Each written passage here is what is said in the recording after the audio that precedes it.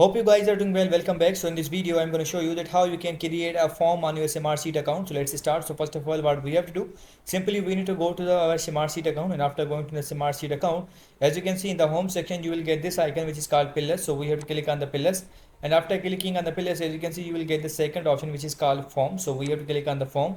And after clicking on the form, as you can see, now we need to provide the form name here. For example, I'm going to write the admission form, and let's click on the OK. And after clicking on the OK, it will take few seconds in creating your form, and after that your form will be created. So as you can see, now we need to wait for a few seconds until it create the form. So we have to wait. So as you can see, now the form is created. Now form is here. If you want to edit any kind of thing, you can also do that. Like if you want to change this, you have to click on the change. As you can see, now you can add your logo, and you can edit this text as well, and the fields are also added here. If you want to add a new field, you can also do that. As you can see, now each and everything is provided here. You can edit your form, you can customize your form as per your need. So in this way you can create your form on Smartsheet. I hope you guys understand this video that how you can do this. So see you guys in the next video.